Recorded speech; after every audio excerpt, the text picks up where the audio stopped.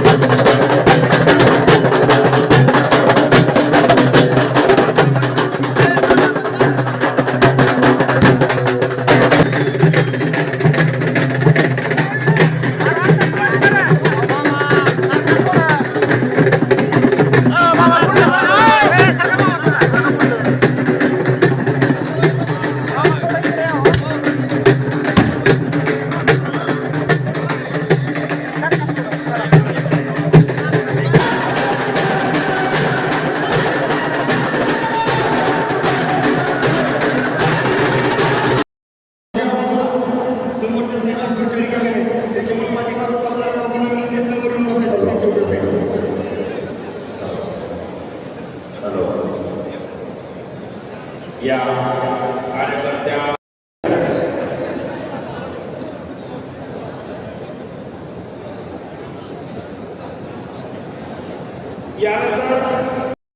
आतमध्ये येऊन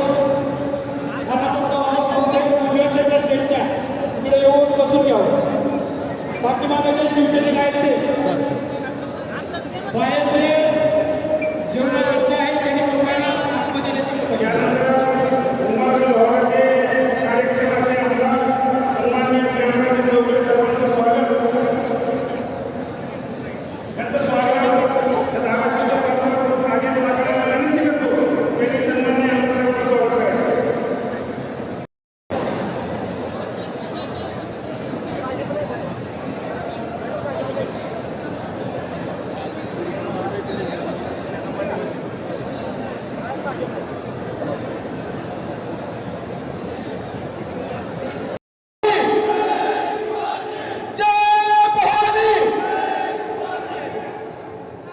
या ठिकाणी प्रवेशाचा कार्यक्रम संपला असं जाहीर करू. या निवडणुकीच्या संदर्भात एका बाजूला बदलत्या तंत्रज्ञानाचा वापर करून कुठेतरी नवीन कामं जसं काय मी करतो असं दाखवून रीलच्या माध्यमातून प्रचार करणारा एक रील स्टार या ठिकाणी आहे आणि दुसऱ्या बाजूला आमच्या रिअल स्टार अर्चनाताई पाटील आहे. या दोन्हीला फरक आपण ओळखून येणाऱ्या 7 मे रोजी घड्याळ्या चिन्हापुढील बटन दाबून त्यांना विजयी करावं ही विनंती या माध्यमातून मी करतोय. आपण आजपर्यंत धाराशिव जिल्हा हा शिवसेनेचा बालेकिल्ला म्हणून ओळखला जात होता, पण वाटाघाटीच्या माध्यमातून या महायुतीच्या माध्यमात ही जागा राष्ट्रवादीला गेल्यामुळं काही निश्चितपणे आपल्याला नाराजी आहे, त्याचा भाग नाही. पण वरिष्ठ नेत्यांनी एक बार सांगितला तो आदेश समजून भविष्यकाळात येणाऱ्या 7 मे रोजी आपल्याला त्याच पद्धतीने काम करून अर्चनाताई पाटील यांना केंद्रस्थानी पाठवावं ही विनंती करण्यासाठी मी उभा आहे. आपण बघितलं एकंदरीत की मागच्या कालखंडात आम्हीच त्यांना निवडून आणलं होतं. त्यांनी केलेली कामं, खासदारांनी करायची कामं याचा कुठेही नामोल्लेख न करता सातत्यानं पुढे यष्टीत बोललो हे बोललो या बाबतीत मी जाणार नाही. पण त्याच्या कामाचा प्रत्येकाने गावात आल्यावर आमच्या गावात काय आपण तिला एवढं जरी विचारलं तर मोठ्या प्रमाणात त्यांना त्याची अडचण निर्माण झाल्याशिवाय राहणार काय न देता नुसतं रीलच्या माध्यमातून केलेलं काम हे सांगण्याचा प्रयत्न करत आहे. आज आपल्या महायुतीच्या उमेदवार अर्चनाताई पाटील यांच्या बाबतीत सांगायचं तर जिल्हा परिषदच्या उपाध्यक्ष म्हणून काम करत असताना महिलांसाठी मोठं काम त्यांच्या माध्यमातून निर्माण करण्याचं काम त्यांनी केलं. एक योजना सांगू इच्छितो. महाराष्ट्र राज्यात पहिल्यांदा आपल्या जिल्हा परिषदला प्रस्तुतीनंतर महिलांना 6,000 रुपये आर्थिक स्थळाचा कमी आशाने दुर्घटनेतील महिलांना देण्याची नाविन्यपूर्ण उपक्रम हा आपल्या जिल्हा परिषदेने पहिल्यांदा राबवला. अशा पद्धतीनं तळागाळातील सर्वसामान्य माणसासाठी काम करणाऱ्या या उमेदवार आहेत. तेव्हा देशाचा विचार करावा. ही निवडणूक कुठं जिल्हा परिषद, पंचायत समिती, ग्रामपंचायतची किंवा विधानसभेची नसून देशाच्या राजकारणाची ही निवडणूक आहे. तेव्हा पंतप्रधान नरेंद्रजी मोदी यांच्या 10 वर्षाच्या झालेल्या कामाचा लेखोजोखा तपासून आपण येणाऱ्या 5 वर्षासाठी त्यांना संधी मिळणारच आहे. पण त्याच विचाराचा आपलाही खासदार त्या ठिकाणी राहिला तर निश्चितपणाने आपल्याला अतिरिक्त निधी या जिल्ह्याच्या विकासासाठी प्राप्त होऊ शकतो. या सगळ्या गोष्टीचा विचार करून आपण येणाऱ्या 7 मे रोजी या ठिकाणी तुम्हाला बॅलेट पेपरवर धनुष्यबाण दिसणार नाही, कमळ दिसणार नाही, हातही दिसणार नाही. तुम्हाला 1 नंबरला फक्त घड्याळ दिसेल. त्या घड्याळाच्या पुढचं बटन दाबून त्यांना भरघोस मताने विजयी करावं एवढी विनंती करतो. थांबतो. जय हिंद, जय महाराष्ट्र. आज तुम्ही सांगायचं आम्हाला आम्ही काय करायचं? आम्ही कोणाचे बांधिले? आम्ही तुमचे बांधिले, शिवसेना पक्षाचे बांधिले. आम्हाला बोलत होतं पण संयोजकांनी मला संधी प्रकट मारलं. असू द्या, काय हरकत नाही. जोपर्यंत साहेबांची माफी मागून या ठिकाणी एवढं बोलतो आणि थांबतो. यंत्र विसरला विनंती करतो. जे महायुतीने चिन्ह दिले त्या महायुतीच्या चिन्हाचा उमेदवार आपल्याला पाठवा. सावंत साहेब आडकर आपल्या सगळ्यात महत्वाची अडचण आहे की यंत्रणा आपल्याला कामाला लावायच्या, कार्यकर्ते आपल्याला कामाला लावायचे, बूथवरचे कार्यकर्ते आपल्याला कामाला लावायचे आहेत. तुम्ही या जिल्ह्याचे पालकमंत्री आहात. हे सत्य शिवसैनिक आहेत. त्यांच्या दाराला पैसे मागावे लागणार नाही. यंत्रणा तर राबवावी लागणार आहे.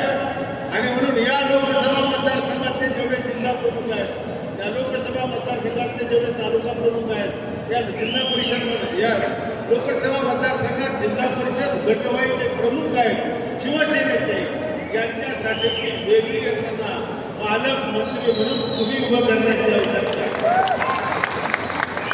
कुठल्याही स्वरूपाचा निधी शिवसैनिकांना कमी पडणार नाही.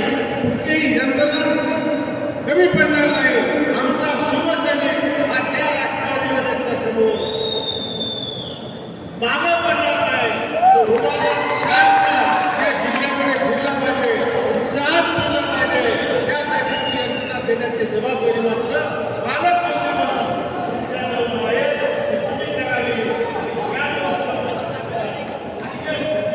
शिवसैनिक घेऊन दाखवतील अशा लोकांचा आत्मविश्वास या ठिकाणी लोकसभा मतदारसंघात मीही निवडणूक लढवली. पहिल्यांदा उद्धव साहेबांना उमेदवार पद्मश्री उमेदवार सोबत झाल्यावर शिवसेनेत खूप टाकला. उमेदवार नव्हता. त्यावर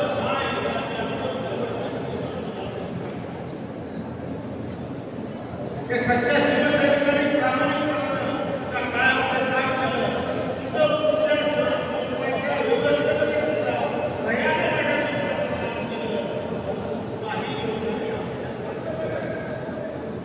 शिवसैनिकांनी नाही, पदावर असलेल्या लोकांनी गद्दारी केली.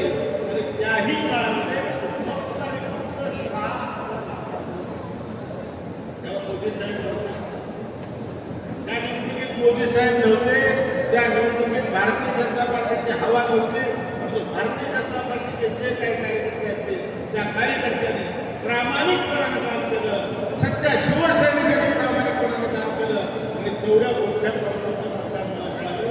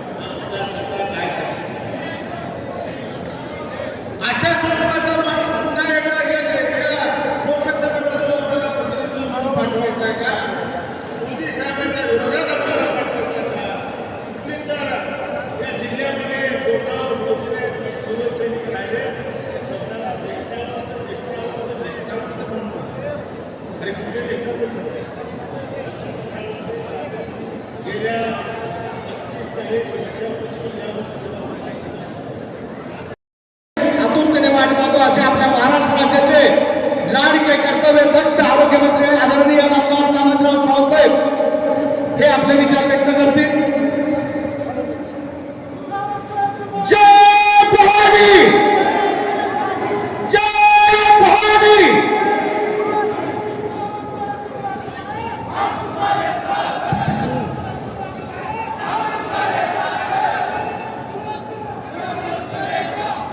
छत्रपती शिवाजी महाराज की, छत्रपती शिवाजी महाराज की जय भवानी,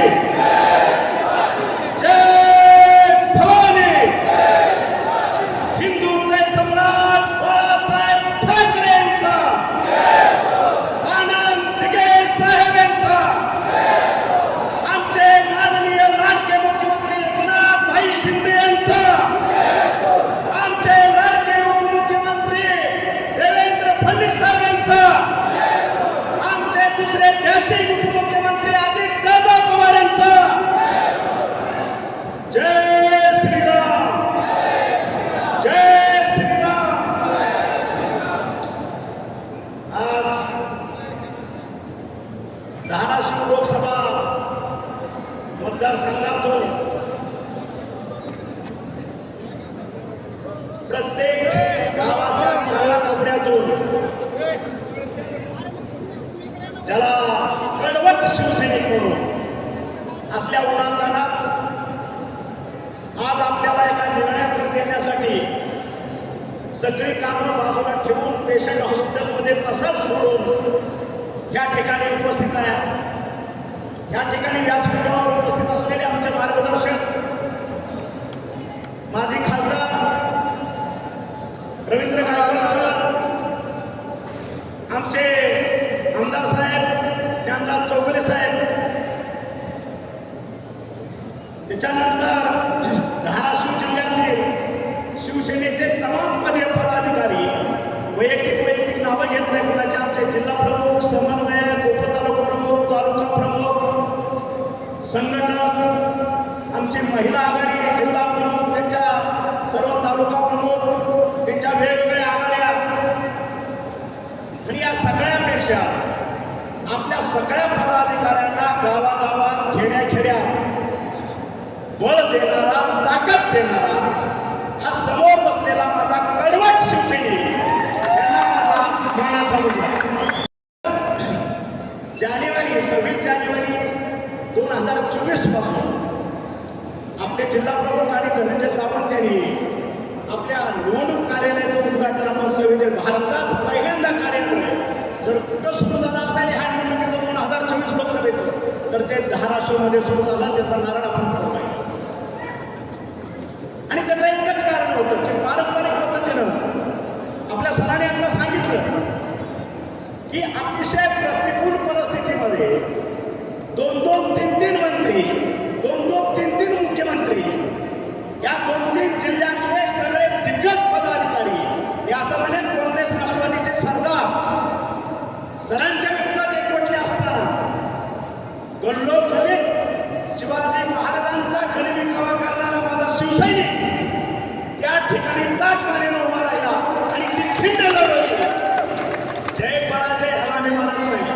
तो होत असतो, येत असतो, जात असतो. तेवढ्या असल्या पराजयानं तो कुठल्या जयानं उन्माद होणाराही माझा शिवसैनिक नाही आणि पराजयानं खचणाराही माझा शिवसैनिक नाही. म्हणून हा शिवसैनिक आहे. याचं वर्णनच करता येणार नाही, याची दिशाही कुणाला कळणार नाही. आणि म्हणून हा धाराशिव जिल्हा अख्ख्या महाराष्ट्रात कडवट शिवसैनिक म्हणून ओळखला जातो. त्याचं कारण ते हा कुणापुढेही वाटणार नाही, कुणापुढेही नतमस्तक होणार नाही. स्वतःच्या स्वाभिमानानं घरात आपल्या मडक्यातलं तांब्यावर पाणी पिऊन झोपेल पण कोणापुढं झुकणार नाही. ही या शिवसैनिकाची जात आहे. म्हणून हा शिवसैनिक. आणि म्हणून यापुढं आपण ज्यावेळेस फॉर्म भरायला आलो त्यावेळेसही सर तुम्ही होता, आमचे आमदार साहेब होते, माझ्या शिवसैनिकांची खंत मी बोलून दाखवली. याचा अर्थ आम्ही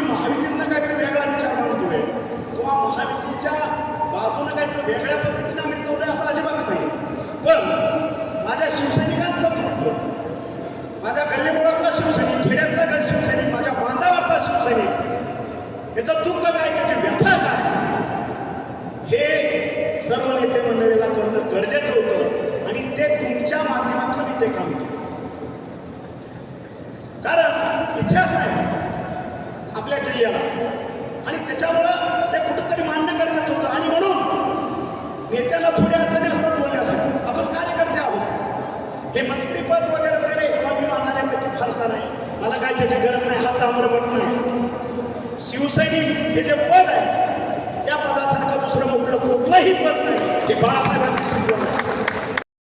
राजकारण आणि 20% राजकारण हे आतापर्यंत 1988 पासून आतापर्यंत सावंत कुटुंब त्याच्याशी बांधिलकी दाखवतं आणि त्या पद्धतीने काम करतं.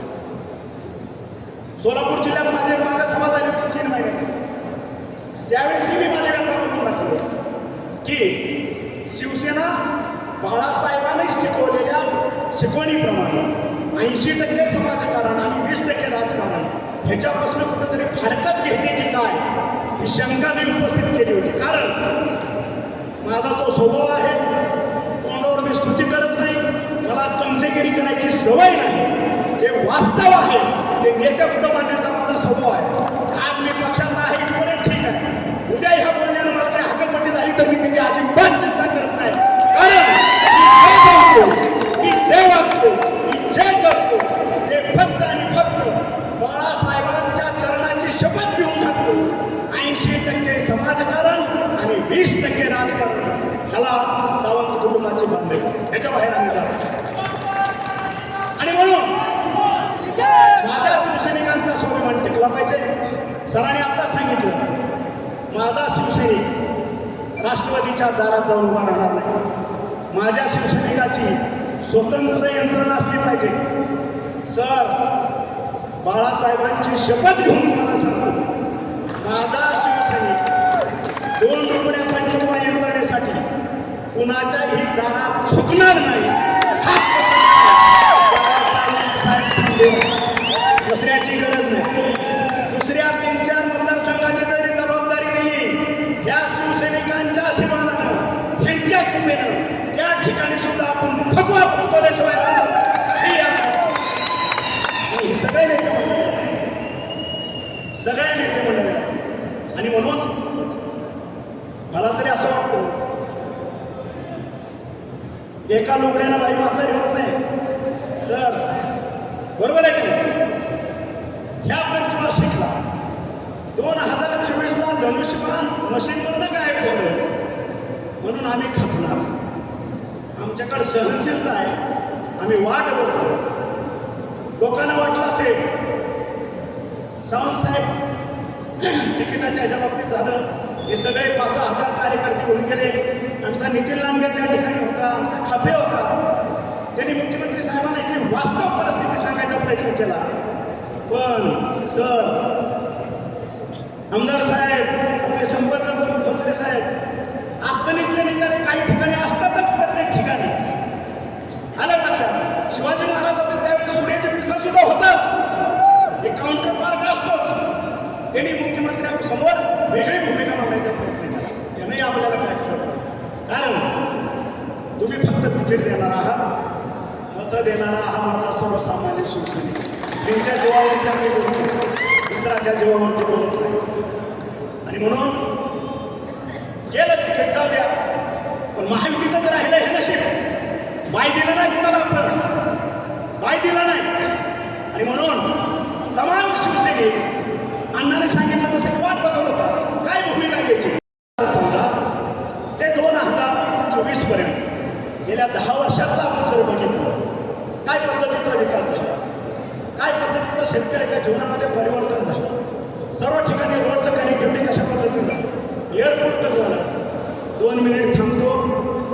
आपल्या धाराशिव जिल्ह्याचे तुळजापूरचे आमदार माननीय राणादादा पाटील, आमचे मार्गदर्शक बसवराजजी पाटील साहेब, आमचे सहकारी सुनील मालक आणि त्यांच्याबरोबर असणारे सर्व कार्यकर्ते आता व्यासपीठावर येत आहेत. मी माझ्या शिवसैनिकांतर्फे, माझ्या पदाधिकाऱ्यांतर्फे त्यांचं स्वागत करतो आणि त्यांना विनंती करतो की त्यांनी स्थानापन्न व्हावं.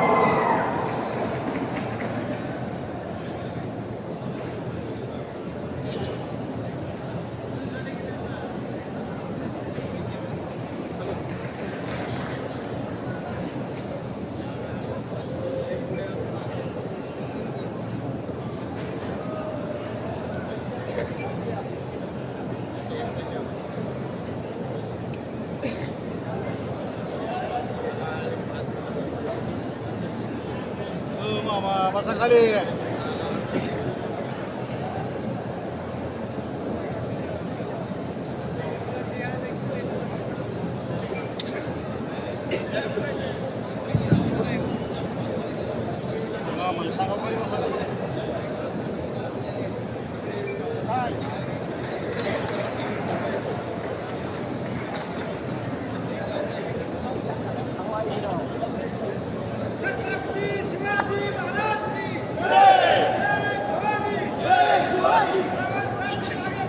या सर्व नेते मंडळीचं मी स्वागत करतो.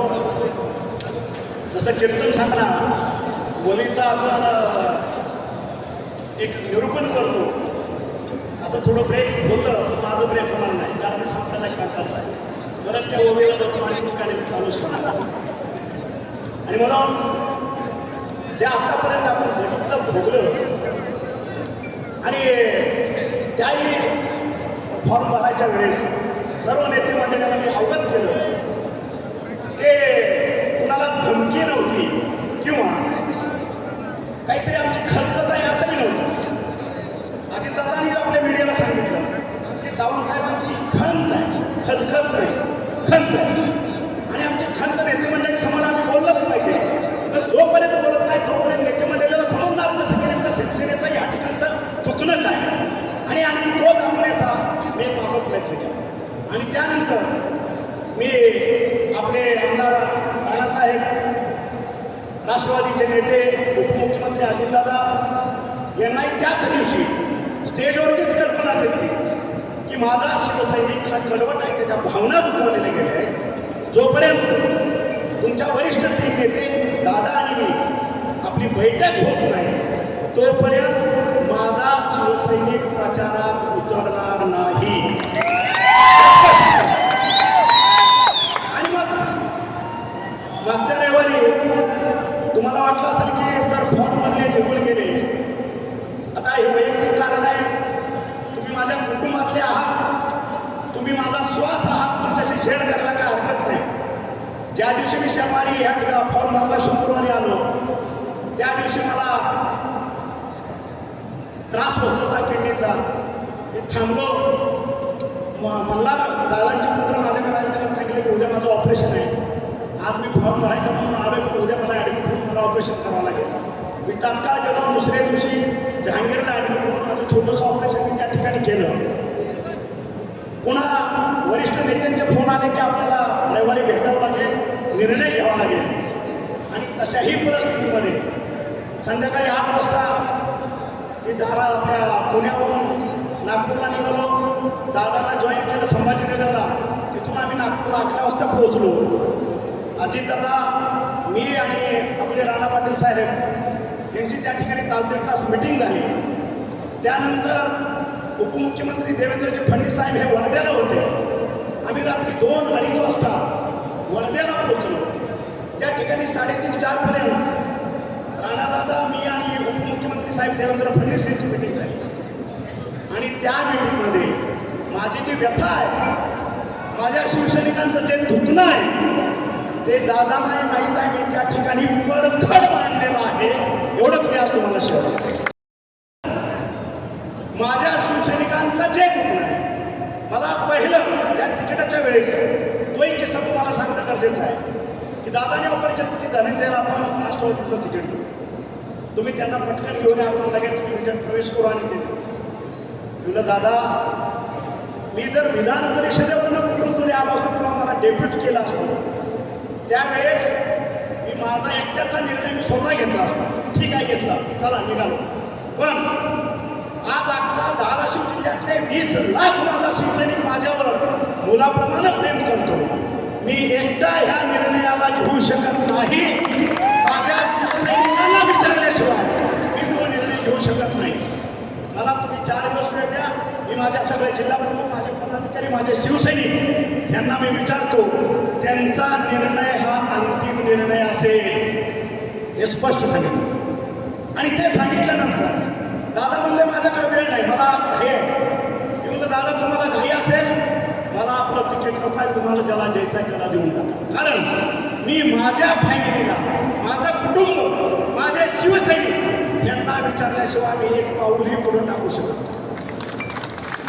आणि ते झाल्यानंतर दादाने सांगितलं की ठीक आहे, आपण काहीतरी मार्ग काढू. आणि मग त्यांनी आपल्या अर्चनाताई पाटील यांना ते तिकीट घोषित केलं. आणि मेन व्हाईल आपले सगळे हे पदाधिकारी राज्य बसलेले आहेत, ह्यांच्या साक्षीनं सांगतो. यांनी मला स्पष्ट सांगितलं, साहेब आपल्याला घड्याळाच्या तिकिटावरती वैयक्तिक आपल्या घरातला माणूस नको आहे. आणि त्यांचा तो आदेश, माझ्या शिवसैनिकाचा आदेश मी तो पाळला.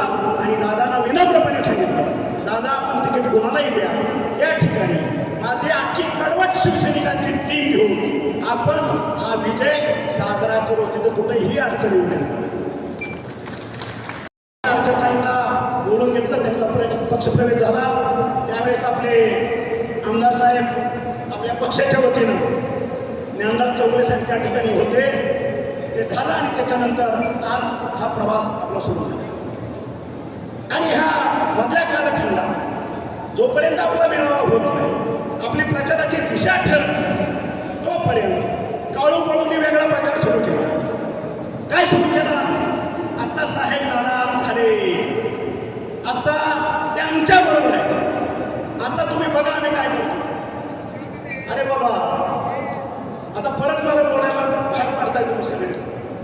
असलं खोटं करून, खोटं नाटक करून पहिलं रवी सरांचं तिकीट कट झालं की तुमच्या डोळ्यात पाणी आणल्यानं, तुमच्या हराड्यानं. ठीक आहे, त्याला कारणीभूत 60% मी असं 40% उद्धव ठाकरे होते, ही वस्तुस्थिती आहे. बरोबर आहे. कालच्या वेळेस सुद्धा तुम्ही भाऊंना विचारा, मुख्यमंत्री साहेब सेनेला तिकीट द्यायचं असेल, सावंताच्या घरात नसेल, मान्य आहे, कुणालाही द्या, धनुष्यबाणाला द्या, सरांना द्या, कुणालाही द्या, साधा शिवसैनिक द्या, निवडून आणायची जबाबदारी तानाजी साहेब. कुणालाही झाला तो विषय मागे पडला. आणि मग ह्या काळोबाळूला, राक्षसी वृत्तीला, ज्याला फक्त नरकासुरू ढाळण्याचीच सवय आहे, आलं का लक्षात? मग त्यांनी काळोबा सुरूपणा केला. ह्या शाखा प्रमुखाला फोन कर, त्या तालुका प्रमुखाला फोन कर आणि सांगायचं की नाही साहेब आता आमच्या बाजूलाच आहे, साहेब आता बघा आपण सगळे तुम्हाला आदेश आहे, आपल्या बाजूनेच काम करायचं आहे. आणि म्हणून आज माझ्या तमाम शिवसैनिकांच्या माध्यमातून मी विचारू शकतो, जे माझ्यापेक्षा मार्गदर्शक सिनियर मंडळी आज व्यासपीठावर आहेत, आमदाराचं काम काय, खासदाराचं काम काय, ग्रामपंचायतीच्या सरपंचाचं काम काय, तालुका पंचायतचा सभापती त्याचं काम काय, जिल्हा परिषदचा अध्यक्ष उपाध्यक्ष सभापती यांचं काम काय, हे घटनेत तरतूद केलेलं आहे. कोणी काय करायचं या ठिकाणी खासदार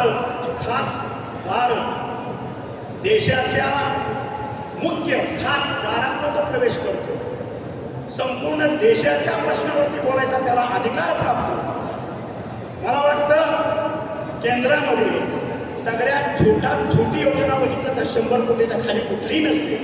100 कोटी त्याला वरचा लिमिटच नाही. 5,000 कोटी, 10,000 कोटी, 50,000 कोटी, 1,00,000 कोटी त्याला लिमिट नाही. हे आमदाराचे कामं ठरलेले आहेत. आपल्या मतदारसंघ असं नाही की तो माझ्या ह्या मतदारसंघात नाही म्हणून विधानसभेत तो ह्याच मतदारसंघावरती प्रश्न विचारू शकतो. राज्याच्या कुठल्याही कानाकोपऱ्यात चांद्यापासून बांधापर्यंत काय झालं तर त्या आमदाराला आपला आवाज सभागृहात उठवण्याचा अधिकार आहे, त्याला कोणीही रोखू शकत नाही. ही वस्तुस्थिती. आणि मग गेल्या 8 दिवसातलं 10 दिवसातलं मी भाषणं ऐकली काळूबाळूंची समोर. आणि मला दुसरी नोट आहे की तुम्हाला आठवत असेल 2019ला सुद्धा विधानसभेच्या वेळेस या आमचा अजित काहीतरी पोरखेड केला, त्याने कुठेतरी धक्काबुक्की केली, लगेच मारलं, चाकू हल्ला झाला, आमदारावरती चाकू हल्ला झाला, लगेच बँडेज, लगेच मीडिया, लगेच बातम्या. आपला मीडिया तर बसलेलाच आहे. शिवलं तर मला काय मागचं माहीत नाही, आमच्या अजितनं काहीतरी कुणाला गेला घोळ झाला.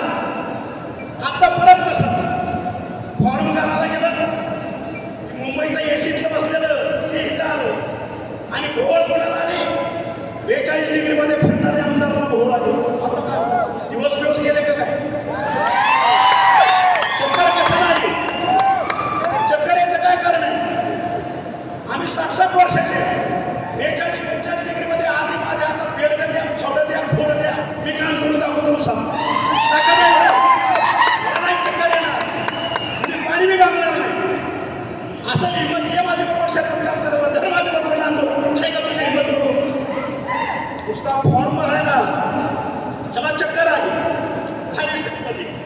माजी खासदार काळूतला बाळू लगेच बघायला गेला हॉस्पिटलमध्ये, बरे का रे तब्येत तुझी, लगेच मीडिया, लगेच बातमी. अरे अच्छा, हे काय पद्धत आहे? म्हणजे ड्रामा करायची पद्धत. आता तमाम धाराशिव जिल्ह्यातला मतदार या काळूबाळूच्या ड्रामागिरीला फसणार नाही. ही वस्तुस्थिती आहे. पाणीचं बघायला गेलो त्या ठिकाणी मी वस्तुस्थिती सांगितली, दादा चुकीचं काय? मी काय बनवलं, माझ्या शब्दाचा विपर्यास केला की काळू असेल बाळू असेल यांचा शिवसेनेचा संबंध काय? साधा प्रश्न आहे. सर मार्गदर्शन करा, तुम्ही मार्गदर्शक आहात. यांचा शिवसेनेचा संबंध काय आमदार साहेब आहे का? हा काळू थोरला जे काय घडलं सगळ्या सहकारी संस्थांचे ह्याच्या बापानं नेहमी वाट लावलं, तेरणा बंद पडला, तिथलं भंगार DCC बँकेच्या बापानं बुडवलं. बरोबर आहे. खापर राणादादाच्या पप्पावरती फोडलं. इतिहास सगळा मारून समजून घेतलाय. बरोबर आहे. जे बाळू होता, बाळूचा मी बाप काही दिवस चेअरमन होतात नाही तेरणीचा नव्हता का? मग तुम्ही काय दिवे लागले या सगळ्याचा? आज आम्ही ह्या तेरणीमध्ये जसं या सगळ्यांच्या माध्यमातून नेत्याच्या मंडळीतनं हा कारखाना भरवण्यातला मिळाला, आज व्हिजिट केली. केबल, कॉपर, लोखंड, भंगार सगळं कापून नेलं होतं. काही शिल्लक नाही त्या ठिकाणी, पूर्ण वाटोळं केलं होतं. ही भंगार विकणाराची अवलाद. बरोबर आहे. आणि ह्यांचं काम काय? फोन आला, बोला काय काय करत तुझं? एसटीत बसायला जागा नाही, सांगतो पण हे काय? हे आमदार खासदाराचं काम, एसटीत बसायला जागा. तुझी गाडी पंक्चर झाली, मी माणूस पाठवून देतो. तुझी गाडीला इंजेक्शन घ्यायचं आहे, मी डॉक्टरला पाठवून देतो. मग ते जिल्हा परिषद तालुका पंचायतच्या सदस्याचं काम आहे. तुझं काम तुला कळतं का? तुला खासदार म्हणून आम्ही निवडून दिले. 18 लाख जनतेचा प्रतिनिधी लोकसभेत बसवण्यासाठी आम्ही जीवाचं रान केलं. ह्या सावंत सरानं या शेतकऱ्यांच्या कष्टाचे साखर गोडावलं होती. 60 लाख क्विंटल विकलेला का भरव्यात तुझ्यासाठी, आणि त्याच्यातनं तुला निवडून आणला. आणि मग मी जे बोललो, तू पहिलं काँग्रेसच्या लोकांना तुझा राजकीय बाप केला, नंतर उद्धव ठाकरेचा तुझा काही संबंध नव्हता, सेनेचा काही संबंध नव्हता. त्याच्यानंतर काही मंडळीला 14 ते 19 पर्यंत पकडला. त्याच्यानंतर शिवसेनेचा राजकीय बाब तुला तानाजी सावंत दिसला. सरळ आहे भोळा आहे का तू?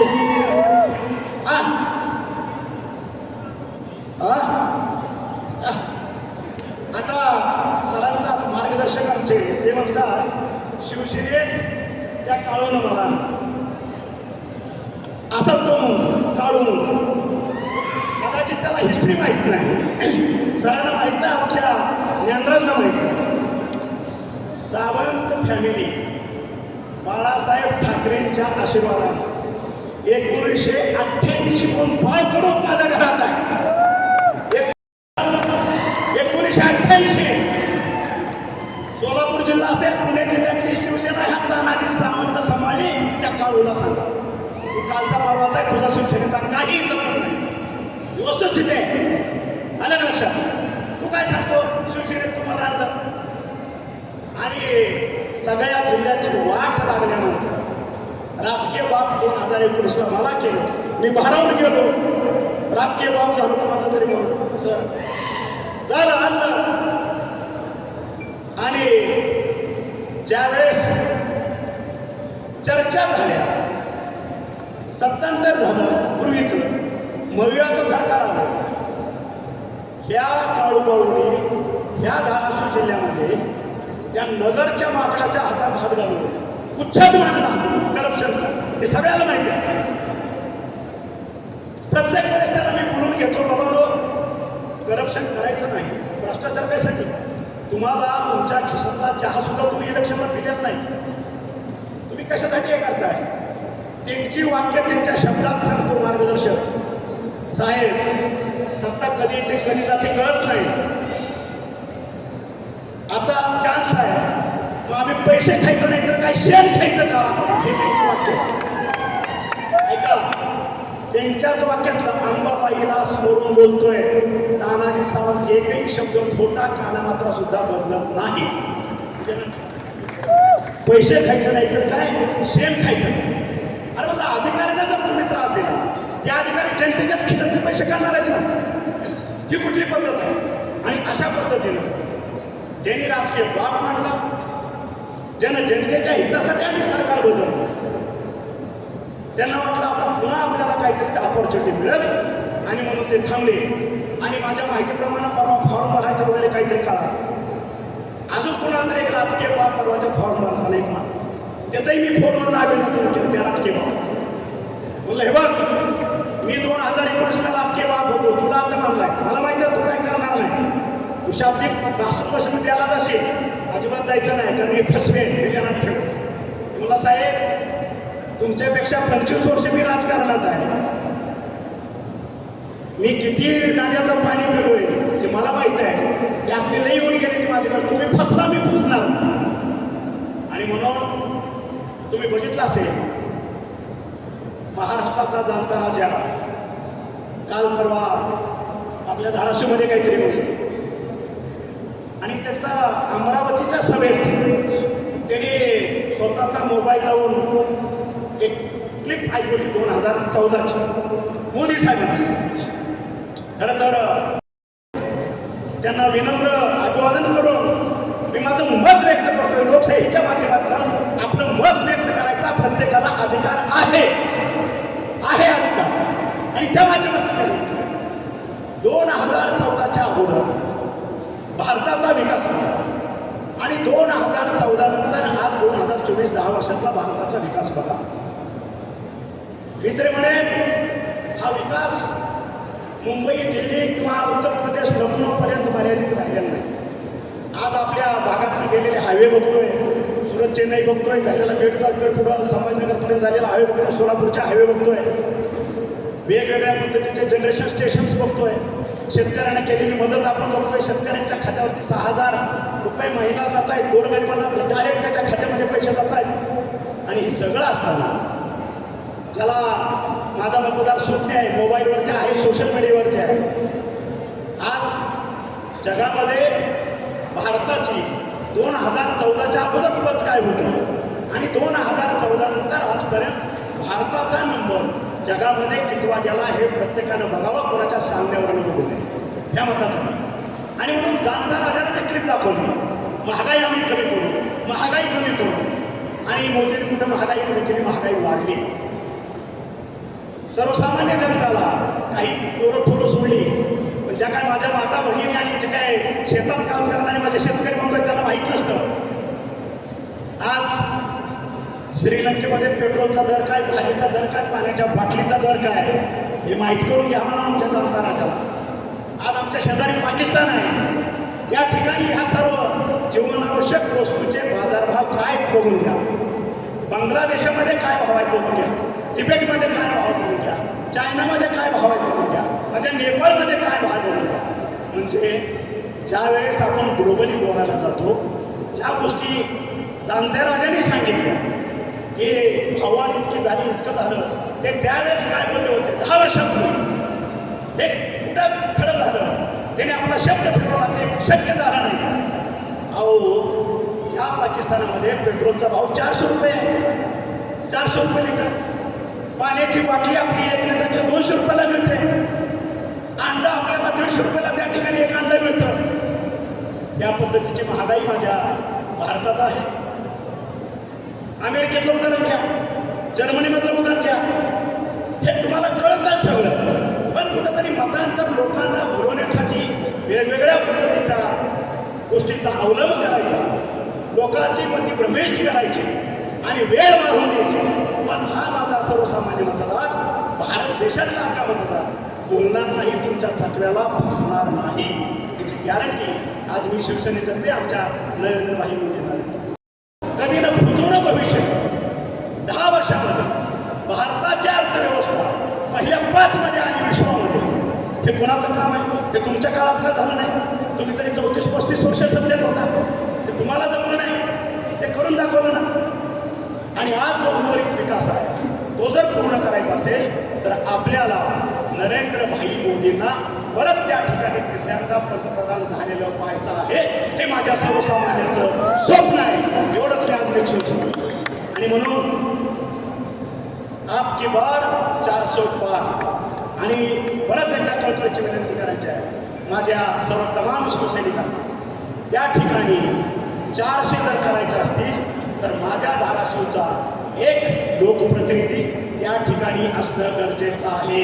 कारण सत्ता ही एनडीएचीच येणार आहे. नरेंद्रभाई मोदी हेच पंतप्रधान होणार आहे. आणि जर आपला खासदार विरोधाचा असेल तर पुन्हा हा आकांक्षित जिल्हा असाच राहणार. याच्यामध्ये मोठमोठे प्रोजेक्ट कुठलेही येणार नाही. ही वस्तुस्थिती आहे. त्याच्यामुळं सर्वसामान्य नगरचं सत्ता कुणाची येणार आहे आणि मग मी माझं मतदान वाया का घालू. आणि म्हणून माननीय नरेंद्र मोदी भाई यांचं स्थान बळकट करण्यासाठी आपल्यावरती जी जबाबदारी दिलेली आहे धाराशिवची, तो उमेदवार आपल्या ताई सौ अर्चनाताई पाटील यांचं चिन्ह घड्याळ आहे. आणि मी माझ्या तमाम शिवसैनिकांना कळकळीची आणि नम्र विनंती करतो, नम्र आव्हान करतो, आपण जीवाचं रान करून प्रत्येक गावागावात प्रत्येक शाखेशाखेत त्या ठिकाणी आपला मतदार जागृत करा, सगळं मतदान गोळा करा आणि येणाऱ्या 7 तारखेला घड्याळाच्या चिन्हापुढचं बटन दाबून आपण ह्या ठिकाणी आपला उमेदवार कमीत कमी 2 लाख मतानं विजयी झाला पाहिजे. हा शब्द आपण देशाचा ह्या विश्वाचा नेता नरेंद्रभाई मोदी यांना आपण देऊ.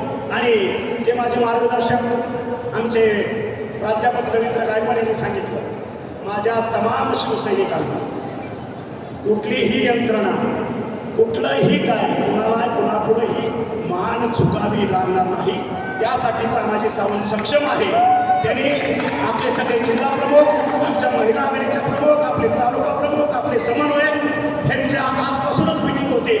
सगळी यंत्रणा कामाला 24 तासाच्या आत लागली पाहिजे आणि गल्लीबोळात प्रचार सुरू झाला पाहिजे. हे दृश्य मला 24 तासात घेतलं पाहिजे. एवढंच नम्र आवाहन करतो आणि आजच्या पुरतो हे 2 शब्द संपवतो. जय हिंद, जय महाराष्ट्र.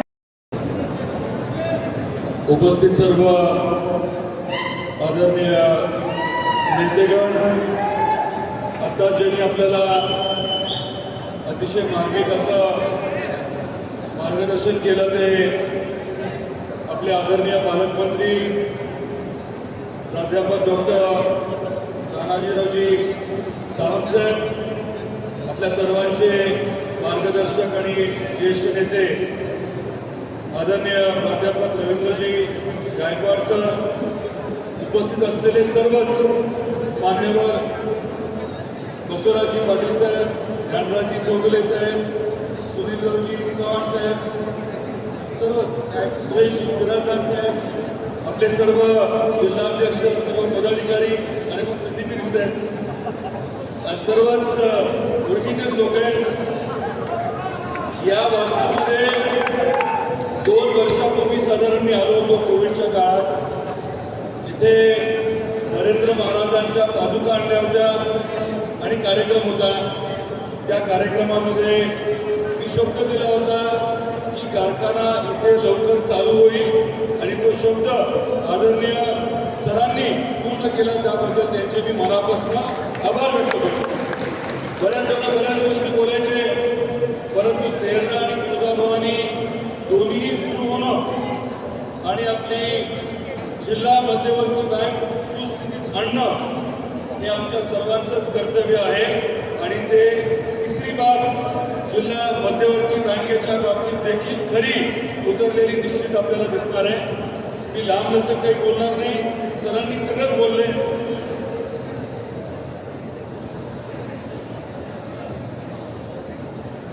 मी अधिक आपला वेळ घेणार नाही, 3च मुद्दे मांडणार आहे. एक म्हणजे ही निवडणूक आदरणीय नरेंद्र मोदी साहेबांची आहे. विषय जे आहेत ते देश स्तरावरचे आहेत. अस्मिता जी आहे ती राष्ट्रीय अस्मिता आहे आणि तुम्ही मी जे काम करायचं आहे ते त्या अनुषंगाने करायचं आहे. महायुतीचा उमेदवार अर्चना आहे हे बरोबर आहे, चिन्ह घड्याळ आहे हे खरं आहे, परंतु उमेदवार आहे तो महायुतीचा आहे आणि येणाऱ्या 30 तारखेला देशाचे पंतप्रधान आदरणीय नरेंद्र मोदी साहेब आवर्जून प्रचारासाठी धाराशिवला येत आहेत. माहिती सगळ्यांना फक्त मोदी साहेब येत आहेत, त्यामुळे महत्व कशाला आहे आपण समजून घ्यावं ही कळकळीची विनंती आहे. दुसरा मुद्दा, थोडंही गाफील राहून चालणार नाही. सरांनी सगळं सांगितलंय. माझी नम्रतेची एवढीच विनंती आहे, कळकळीची विनंती आहे की आपण कृपया वेळ द्या. व्यवस्थित अतिशय ताकदीने आपल्या बूथमध्ये मताधिक्य राहील याची कृपया आपण काळजी घ्या. आणि तिसरा मुद्दा, आपला खासदार आल्यानंतर, आपलं सरकार केंद्रात आल्यानंतर जे काही केलं जाईल ते नेत्यांना विश्वासात घेऊन नेते जे सांगतील त्या पद्धतीनेच केलं जाईल. हा शब्द देखील मी आवर्जून आपल्याला देतो. सगळंच आज सांगणं शक्य नाही. सरांनी काही गोष्टी आपल्यासमोर मांडल्या, परंतु जे काही ठरलंय आदरणीय देवेंद्रजी फडणवीस साहेबांच्या समोर, आदरणीय अजितदादा पवार साहेबांच्या समोर ते सर्व तंतोतंत पाळलं जाईल. शिवसेनेच्या बाबतीत, शिवसैनिकांच्या बाबतीत, त्यांच्या अस्मितेच्या बाबतीमध्ये कुठलीही तडजोड होणार नाही. जो सरांचा शब्द आहे, जी भूमिका आहे, त्याचं पालन करण्याचा शब्द मी देखील आपल्याला देतो. अधिक न बोलता मी थांबेन. धनंजय सावंतांचं नाव नाही घेतलं चुकी. धनंजयना परवा वाढदिवसाच्या निमित्ताने देखील मी कॉल केला होता. तांत्रिक अडचणीमुळे तो विषय राहिला. धनंजयना बिलेटेड का असलेल्या वाढदिवसाच्या शुभेच्छा. अधिक न बोलता बसवराजी पाटील साहेब बोलणार आहेत. फक्त घोषणा मात्र आपल्याला द्याव्या लागणार आहेत. आई राजा, आई राजा, जय भवानी, जय जय जय जय जय भवानी, भारत माता की वंदे वंदे. छत्रपती शिवाजी महाराज की जय श्रीराम, जय जय श्रीराम.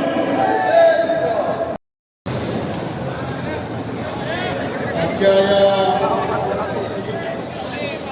हिंदू हृदय सम्राट बाळासाहेब ठाकरेंचा,